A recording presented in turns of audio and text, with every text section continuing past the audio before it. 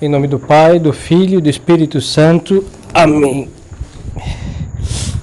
Nós vamos ver hoje sobre o capítulo 6 do Catecismo, questão 956, sobre os vícios, dos pecados ou vícios capitais e de outros pecados mais graves. Nós vamos começar com a questão que pergunta: o que é um vício?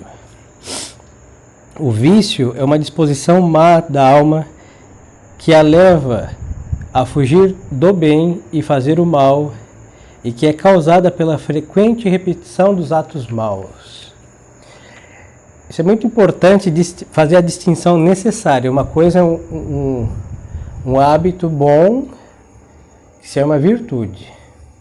Toda disposição de fazer o bem, moralmente falando, é uma virtude.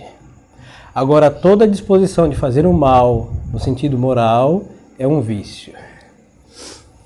O que faz ser a diferença do vício para a virtude? A virtude sempre é boa e o vício sempre é mau. Então não existe uma virtude má e nunca existiu e nem existe um vício bom.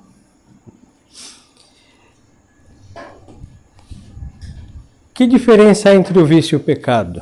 Entre o pecado e o vício há esta diferença. O pecado é um ato que passa, enquanto o vício é um mau hábito contraído de cair em algum pecado. Então, quando se comete um pecado, por exemplo, comeu uma vez em excesso, isso foi um ato de pecado de gula. Foi um desatino e tchau. Ele passou, nos arrependemos, tudo direitinho. Agora, quem cai com frequência neste ato do pecado da gula, ele vai adquirir um vício, que nesse caso é um capital, gula. Uma coisa é ter um ato de soberba, de orgulho, um pecado. Outra coisa é ter o costume de ficar inflamado pela soberba, vício da soberba. Quando um pecado ele é repetido com frequência, ele vira um vício. Aí nós só temos 7 vícios capitais, mas todos os pecados possíveis de se cometer entram dentro de um dos 7. Assim, são capitais, vamos ver mais adiante, que são cabeça de um monte de pecados. É uma mãe que tem um monte de filhos delinquentes. Então, a ira é uma mãe que pariu monstros, todos os pecados vinculados à ira. A inveja, todos, e assim por diante. Então, todos os pecados, qualquer pecado repetido vira um vício, que é um costume mau. Agora, todo ato bom, toda prática boa que é frequente, vira um hábito bom, que é uma virtude. Então, moralmente falando, todos os bens que podemos praticar vai entrar dentro de alguma ou outra virtude. Nós temos muitíssimas virtudes que se encaixam nos atos bons que o homem é capaz de fazer. E dentre os males que somos capazes, vai entrar dentro de um ou outro dos 7 capitais. Frequentes viram vício. Então, uma coisa é cometer um ato de pecado e ele acabou, passou, choramos, arrependemos, confessamos e tchau. Outra coisa é ser escravo daquele ato de pecado, que aí é ser dependente do vício X, Y, W, etc. Os senhores me entendem? É muito interessante ver que uma coisa é um ato de um pecado, agora outra coisa é estar abaixo de um vício de um pecado. É muito diferente.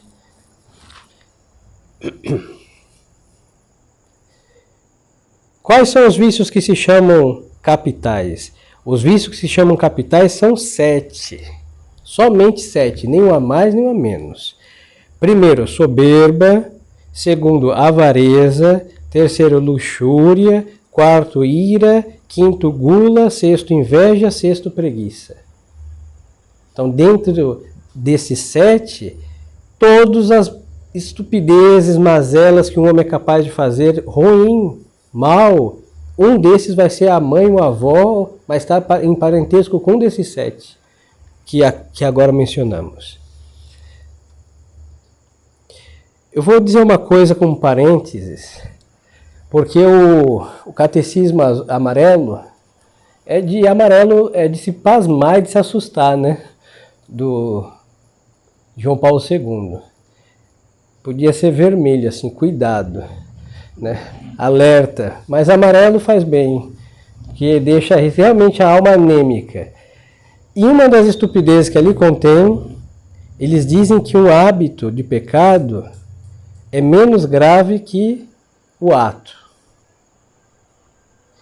Eu vou lhe dizer uma coisa.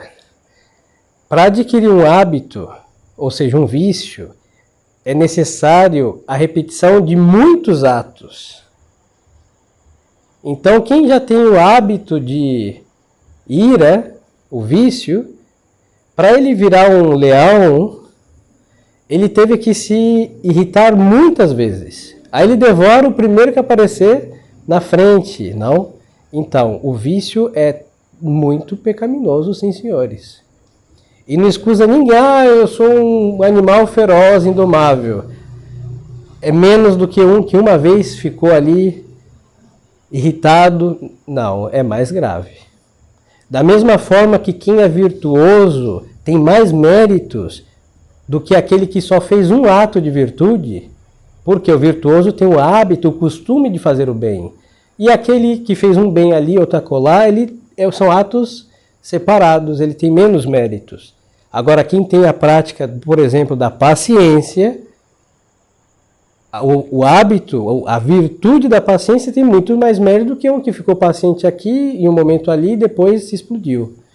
Assim também aquele que tem o hábito da ira, que é o vício capital da ira, ele tem mais pecado do que aquele que se irritou uma só vez, ou duas, e não tem o costume de ficar como barril de pólvora. Qualquer faísca leva à explosão. Então eles atenuaram a gravidade do hábito,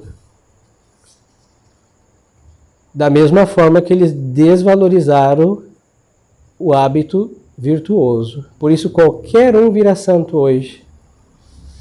Qualquer um que jogou videogame e rezou um terço uma vez por mês, vira santo. Qualquer um. Porque desvalorizaram a virtude heróica e aí tiraram a gravidade do hábito mau que se chama vício. É muito lamentável, hein? Então tem almas que, judiadas aí por padres que estudaram isso e têm isso como verdade, vão no confessionário, então se falar, padre, eu cometo a gula, no modernismo. Ele fala, é normal? Muito bem, proveito. Bom proveito dos seus atos de gula. Aí se falar, padre, eu cometi uma vez a gula, dá no mesmo. Não tem uma diferença entre um que uma vez se extrapolou e outro que se extrapola toda vez. Mesma coisa. Humanismo, hein? E aí as almas vão ficando amarelas, como o catecismo que ensina isso daí. É uma estupidez, é grave. Então, seguindo aqui o nosso catecismo. Questão 959. Como se vence os vícios ou pecados capitais? Os vícios ou pecados capitais vencem-se com a prática das virtudes opostas. Isso é muito importante. Assim como a soberba vence-se com a humildade, a avareza com a liberalidade, a luxúria com a castidade, a ira com a paciência, a gula com a temperança, a inveja com a caridade, a preguiça com a diligência e fervor no serviço de Deus. Então, o que é contrário? Por exemplo, temos a luz, contrário à luz, trevas. Temos o calor, contrário ao calor, o frio. Então, um hábito ruim, vício, ele só pode ser vencido por hábito bom, que se chama virtude. Aqui está o segredo, porque às vezes nós queremos somente combater um hábito, uma alma, um vício, com um ato só de virtude. E não adianta. Porque o hábito, vai dizer São Tomás, é como uma segunda natureza. Então, assim, a pessoa está inclinada naturalmente a fazer aquilo. Se for ruim, vício. Se for bom, virtude. Mas para adquirir essa connaturalidade, é necessário ralar. Tanto para o mal, para virar um viciado nos 7 pecados capitais, como nas virtudes, para ser uma alma virtuosa. Então, assim, para adquirir a paciência, são muitos atos de paciência que vai fazer adquirir o hábito da paciência, que é a virtude da paciência, para vencer o vício da ira. Me entendem? A castidade, para vencer a luxúria. São muitos atos de castidade que vai fazer o vício virar virtude. Na realidade, se destrói o vício e se implanta a virtude na alma. Mas não é só um ato de castidade que faz alguém casto como virtude. Não. São muitos. A repetição de atos bons faz uma alma virtuosa. E a repetição de atos ruins faz uma alma viciada, digamos assim, nos 7 pecados capitais. E sempre é com a virtude oposta ao vício. Por que chamam-se esses vícios de pecados capitais? Chamam-se capitais esses vícios porque são a fonte, a causa de muitos outros vícios e pecados. Então, da mesma forma que, por exemplo, dentro da virtude da fortaleza, se nós colocamos um prisma na fortaleza, nós temos a paciência e outras virtudes anexadas a ela. Dentro de um vício, nós colocamos um prisma, vai aparecer várias crias malignas que ele vai gerando. Então, são fontes, cabeças dos pecados, qualquer um dos que os homens são capazes de cometer. Todos os pecados se encaixam dentro de um dos 7 pecados capitais. Então, aqui termina a parte dos pecados capitais. E agora vamos ver os pecados contra o Espírito Santo, que são outra classe de pecado. Os pecados, quantos e quais são os pecados contra o Espírito Santo? Os pecados contra o Espírito Santo são 6. Primeiro, desesperar da salvação. Segundo, presunção de se salvar sem merecimentos. Terceiro, combater a verdade conhecida. Quarto, ter inveja das graças que Deus dá a outrem. Quinto, obstinar-se no pecado. E sexto, morrer em impenitência final. Então, são 6 pecados contra o Espírito Santo. Não confundamos com 7 capitais.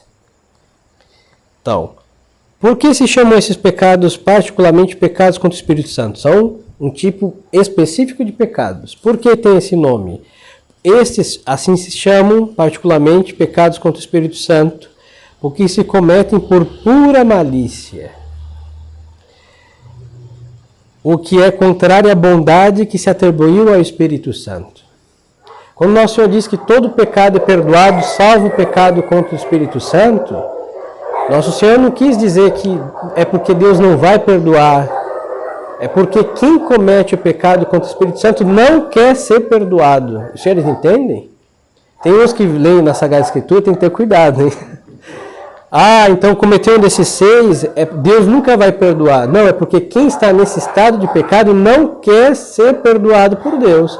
E a condição de Deus perdoar é se arrepender. É querer ser perdoado.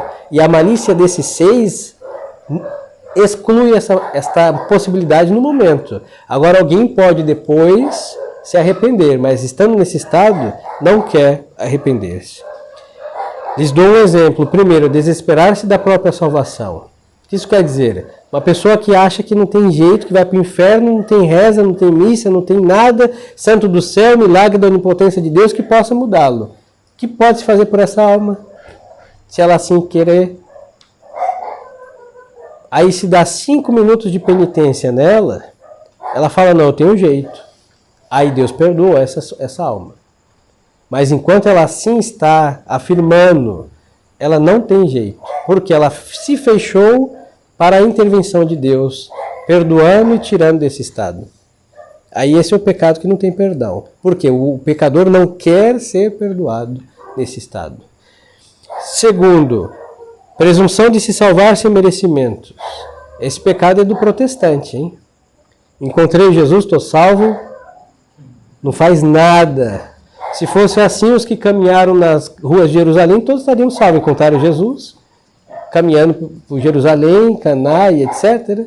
Não basta o quê? Boas obras. Por que se não se salva? Porque a presunção, ela se eleva no lugar de Deus, orgulhosa, e essa soberba de querer legislar no lugar do Supremo Legislador o faz surdo a Deus. Aí não tem voz de Deus que entre. Agora, quando ele cai na real e fala, bom, se Nosso Senhor perdoou tantos, mas com boas obras de penitência, e sem penitência o pecador não tem remissão, aí ele sai desse pedestal que não lhe pertence, e aí cai na real o mínimo de humildade entre a contrição e obter o perdão. Mas enquanto assim pensa, sem jeito. Porque ele se fechou por soberba e aí não está disposto e nem quer obter a remissão pelo arrependimento. O terceiro, combater a verdade conhecida. Se a verdade é conhecida como verdade e alguém a combate, essa malícia é tal porque a verdade é Deus conhecido. Quando conhecemos a doutrina de Deus, nós aderimos por quê? Porque é de Deus, foi Ele que disse, Ele é infalível, Ele não pode enganar-se nem enganar-nos. Quando se combate essa malícia também, vai fechar a alma para Nosso Senhor. Este pecado é do modernismo, hein? A gente fica escusando o modernista de ignorante. Esses que se dizem bispos sabem muito bem o que eles atacam, hein? O combate contra a missa, eles sabem muito bem o que a missa tradicional é. O combate contra o sacerdócio de verdade, eles sabem muito bem o que é e o que faz na face da terra. É o ódio à verdade conhecida. E esse é o pecado dessa gente. Me atrevo a dizê-lo. Se não é, que Deus tenha piedade da minha afirmação. Mas tudo indica. Se não for, parece muito o combate à verdade conhecida. Então, a alma conhece, tem certeza e inclusive crê, mas combate aquilo que está crendo. Gravíssimo. Esse pecado também foi o pecado quando condenaram Nosso Senhor. Viram as Escrituras se cumprir até a última vírgula, mas Nosso Senhor foi sentenciado. Tenho que usar palavras polidas, hein?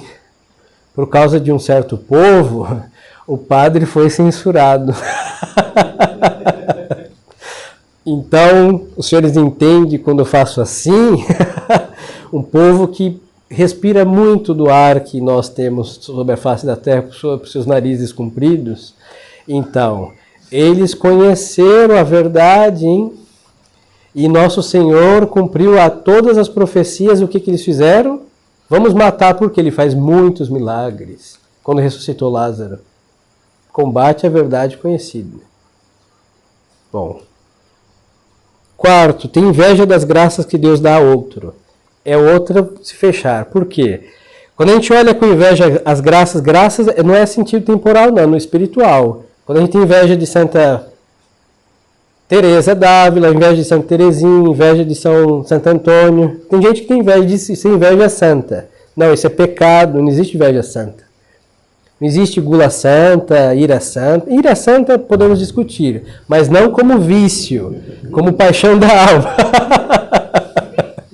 Como paixão da alma, sim, mas como vício, não, hein? Já falamos disso em outra ocasião. Agora, a inveja da graça dos outros é porque ficar triste pelos bens sobrenaturais que Deus deu para outro. Primeiro que não faz uso da graça que Deus lhe deu para ficar invejando a graça que Deus deu para outro. Essa alma não está disposta a arrependimento. Sabe por quê? Quando Deus iluminar-lo, ele está de olho na alma dos outros, esqueceu da sua. Deus está dizendo, meu filho, se enxergue, olha só quantas graças lhe dei. Ele está ouvindo o que Deus está dizendo para o outro, está surdo a Deus. Então, pecado também contra o Espírito Santo. Obstinar-se no pecado é aquela cabeça dura no pecado. A lei de Deus diz que é pecado, os bons costumes condenam, a pessoa está convicta, a consciência está lá no alarme de cuidado, alerta, inferno, perdição, condenação, e ele faz. Isso também, porque Deus está dizendo, se arrepende, ele não está ouvindo, eu vou fazer. Deus vai dizer, meu filho, cuidado, se leva para o inferno, eu vou fazer mesmo assim. Então, esse emperrar-se numa obstinada conduta pecaminosa também vai contra o Espírito Santo. E o último, morrer na impenitência final. Esse daqui, o veículo da impenitência é a morte repentina. Por isso, nós, como bons cristãos, devemos rezar diariamente para ter uma boa morte, hein? Quando a gente morre como um pássaro que foi caçado pelo caçador, levou um tiro da morte, de repente morreu, é de se assustar. Por quê? Porque normalmente não estamos preparados para morrer. E quando a morte nos pega como um caçador à sua presa, normalmente pode ser, não quer dizer que todos que assim morrem foram em penitência, mas normalmente essa é a ceifa da impenitência para o pecador. E então às vezes nós fugimos de coisas que são graça de Deus, uma doença prolongada. É uma graça de Deus imensa, porque você pode se confessar, as dores mostram que nós somos nada mais do que mazela, pode chamar o padre para extremunção, em 3 horas o padre chega no voo. Então dá tempo, quanto mais durar as penas no leito, melhor. Dá para pedir perdão para os inimigos, dá tempo de repartir os bens para ninguém se devorar e matar para ficar com tudo, dá tempo para fazer tudo. Então uma doença prolongada é uma bênção. E agora, de repente, dá um troço e cataplum, não dá tempo nem de dizer, meu Jesus, misericórdia.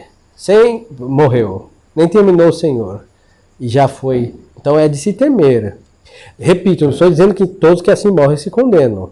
Mas o pecador busca essa morte. Porque não quer se converter. E aí a morte faz o seu... É o veículo para levar para o céu ou para o inferno. Agora, outra classe de pecados. Os pecados que clamam ao céu e pedem a Deus vingança.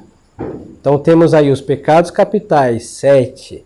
Pecados contra o Espírito Santo, 6. Bem específicos, cada um deles. E agora uma terceira classe, os que clamam ao céu e pedem a Deus vingança. Quais são os pecados que clamam ao céu e pedem a vingança a Deus? Os pecados que clamam ao céu e pedem vingança a Deus são 4. Eu marcaria um xizinho aí que um dia vai ter uma prova, hein? O padre vai acabar a ação de graças, tudo muito bem, em vez de dar catecismo, folhas e prova, hein? Porque no nosso juízo particular, Deus fará o mesmo. E quem lá for reprovado, tchau. Então, aqui tem como ser reprovado e aprender. No juízo de Deus, levou um 0, não tem aula de recuperação, hein? Então, 4. Primeiro, o homicídio voluntário. Esse pecado é o pão de cada dia da sociedade moderna, hein? Então, tirar a vida voluntariamente. É aquele que pede, se eu estiver vegetando, tchau, máquinas. É aquele que faz todas as estupidezes que sabemos, 1000 modos de tirar a própria vida. Este pecado clama ao céu. Perdão, homicídio, não é suicídio. O homicídio voluntário, tirar a vida de outro sem a menor necessidade. Porque existe a necessidade de matar? Uma guerra justa, por exemplo. É para se defender a pátria. Fora disso, todos os outros modos que se matam por aí, é isso daqui. Hein? E os senhores vão ver, esses pecados, nesta vida Deus castiga. Às vezes as pessoas falam, mas o crime organizado prospera, é a melhor e maior organização organizada propriamente do Brasil. Pois é, mas quando cair na mão de Deus, nesta vida, não é só no inferno não, é nesta vida essas pessoas vão comer o pão que o diabo amassou para eles. Agora, como é com a justiça de Deus? Eu sei que dela ninguém escapa. E ele prometeu nesta vida aos que cometem homicídio voluntário, hein? Ou seja, mata qualquer um por qualquer coisa. Não por legítima defesa, não para defender a pátria, mortes legítimas, mas fora dessas, bom. Segundo, pecado impuro contra a natureza. É todo esse movimento que se tem bandeiras de arco-íris, de ideologias e tudo isso. Pois então, segundo Deus e o catecismo, a doutrina católica, nesta vida estas pessoas serão fulminadas por seu castigo de justiça. Não é falar no inferno. No inferno vai continuar eternamente, mas nesta vida. Terceiro, opressão dos pobres, principalmente órfãos e viúvas. Olha, na Sagrada Escritura, no Antigo Testamento principalmente, se vê o carinho de Deus por órfãos e viúvas. É muito belo isso, hein? Por exemplo, quem tinha uma plantação fazia a sua colheita, mas tinha que deixar algo para essas duas classes de almas, órfãos e viúvas. Aí vinham as viúvas, colhiam o que precisavam, né? Não que elas iam abrir uma quitanda com a horta dos outros, não, para comer. E vinha o órfão, colhia o que precisava para manter sua vida. Lei de Deus isso. Quem toca no órfão e na viúva, nesta vida será esmagado pela justiça de Deus. Também. E no inferno vai continuar eternamente. E depois, o quarto, não pagar o salário a quem trabalha. O salário justo. Nesta vida também vai sofrer as consequências da justiça de Deus. Esses 4 pecados, homicídio voluntário, pecado contra a natureza, opressão dos pobres, principalmente órfãos e viúvas, e não dar o justo salário ao trabalhador, nesta vida a pessoa não morre antes de sofrer um grave, conforme o seu pecado, um grande castigo de Deus. Deus se ocupa com suas próprias mãos destas 4 classes de pecado. E assim, Deus perdoa, se confessou, perdoa, mas ninguém escapa da justiça corretiva de Deus. E nós vemos na Sagrada Escritura isso daqui. Que o diga Sodoma e Gomorra. Eu não sei o que farão quando todas essas estupidezes virar lei, hein? Acho que vão arrancar a parte de Sodoma e Gomorra da Sagrada Escritura. Deus explodiu, hein?